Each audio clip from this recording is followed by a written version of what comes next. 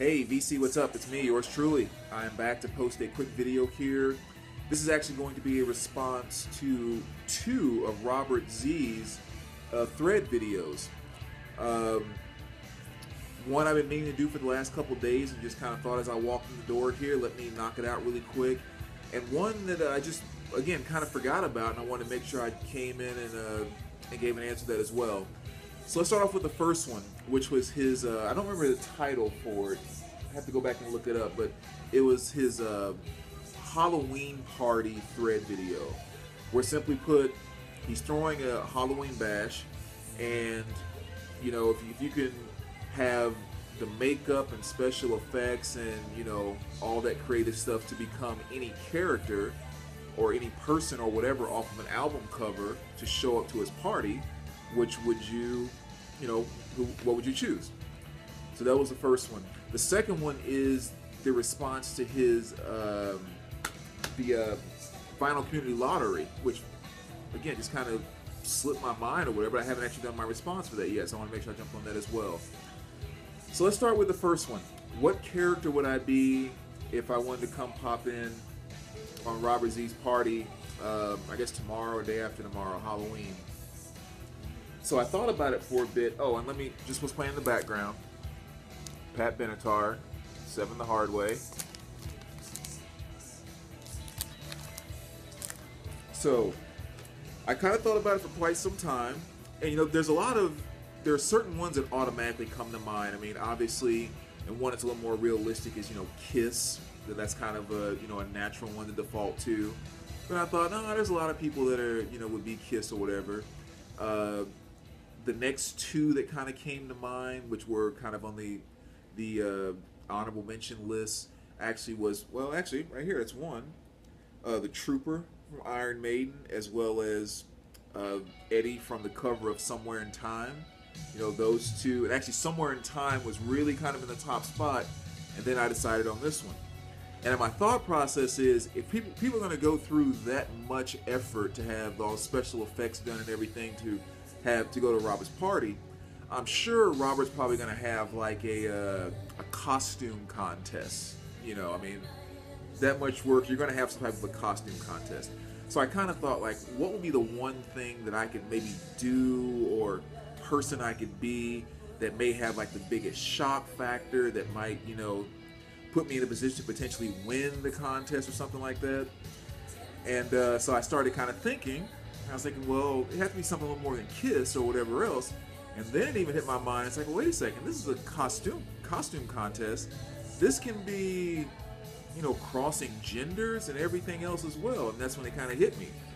So Robert, I'm gonna have someone come over with wigs and, you know, skin pigmentation stuff and just all kind of stuff, and I'm gonna have them turn me into Wendy O. Williams off of the Coup d'etat cover.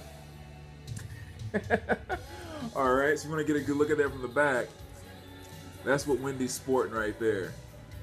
Alright, so if you guys are ready for that now, I mean, tell me I'm not going to turn heads at this Halloween party. Number one, I'm 6'5".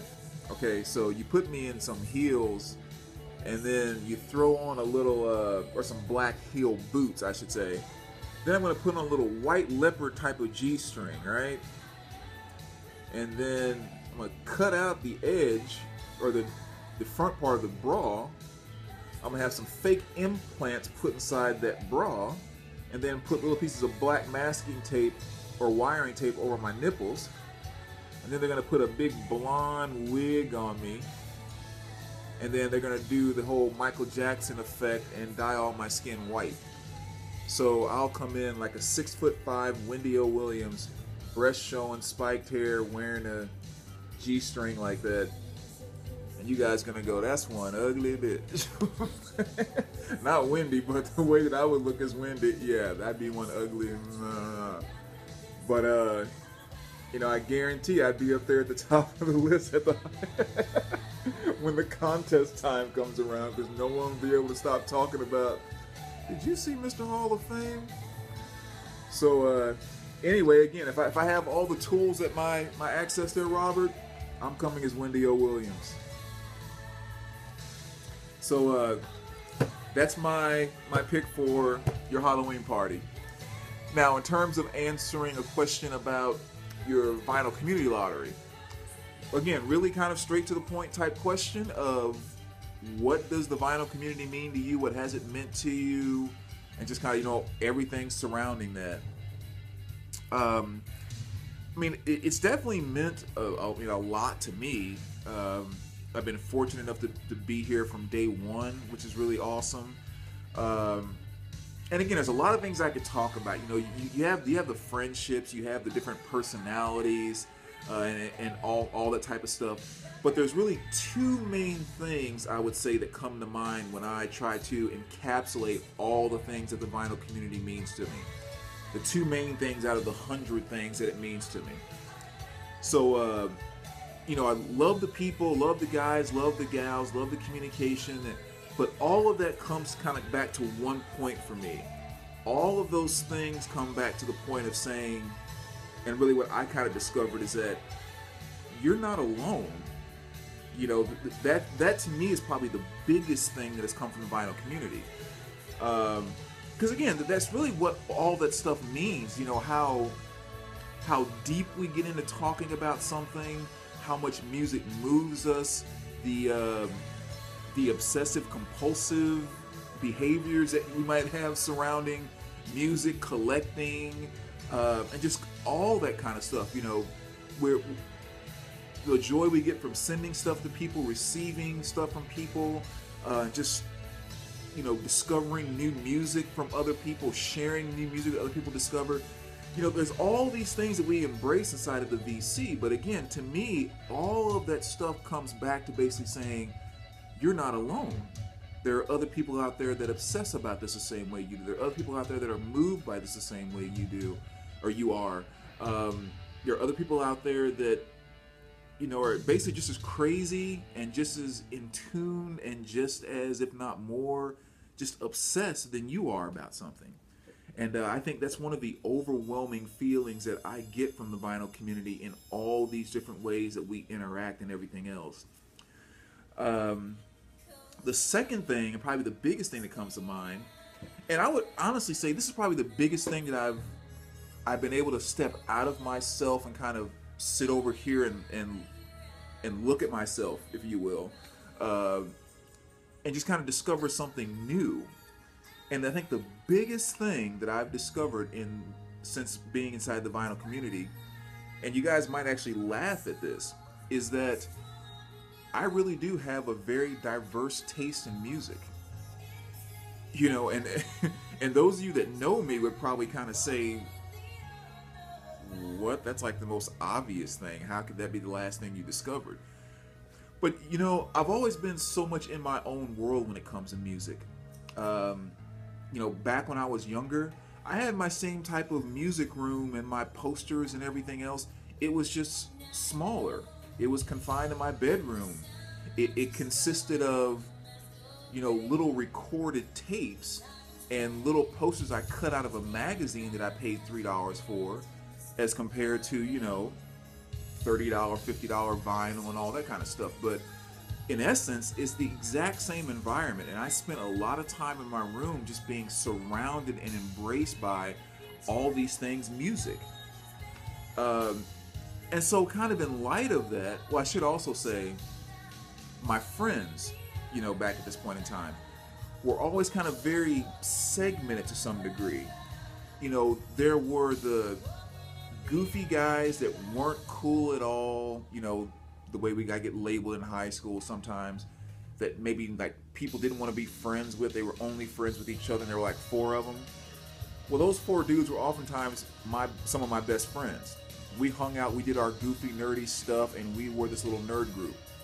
Now, after my nerd group and I were hanging out, eating lunch or whatever else, then at 3 o'clock, I'm going to basketball practice, and then all of a sudden, I'm with, and after practice or whatever else, now I'm with the cool jock group. So now I'm with that group of friends that never associated with this other group over here. And there were a lot of different areas in my life like that I've always been kind of, very segmented. So it was never, I'm never in situations, I say even now, to where I'm like, okay, this is cool, but this is not cool about you, so you can't be a part of, whatever else.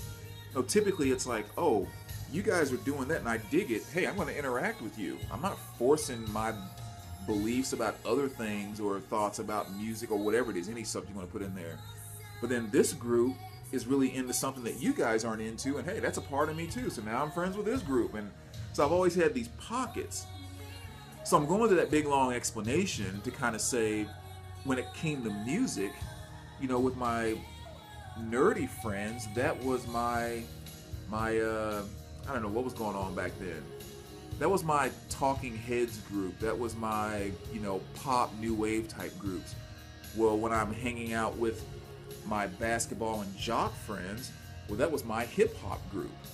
When I went back to my neighborhood and had my friends, including my best friend, who was John at the time, they were kind of neither. They were hair metal, hard rock kind of guys.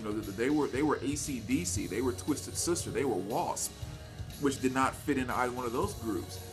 So it just became like a natural thing to me where I never saw myself really being diverse in music. It was just like, this is good, that's good, that's good. That's just music. That's just life. But the more I've kind of been in the VC and I've gotten that feedback from people where I'll do videos and they say, wow, you have a very diverse taste and your taste is very diverse. And I'm thinking, really? I thought it was just like all just music. And don't get me wrong, I mean, I know it is. I mean, good music is good music, period. But I'm just saying, getting that feedback so often from the VC, it actually made me step back and go, crap, I guess I do like a lot of different stuff. You would almost think it would be obvious when you're showing videos going from Cyndi Lauper to Slayer and everything else, but it never was that clear to me.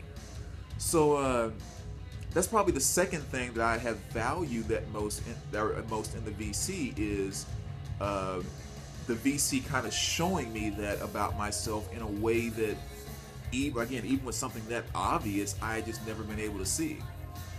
So those are the two most impactful things I think that I've taken from the VC.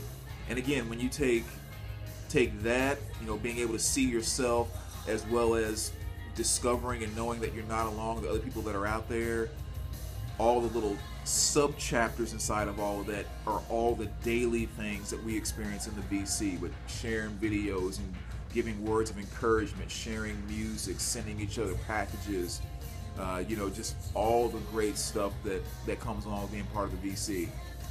So that's kind of my 2 cents on what the VC has meant to me.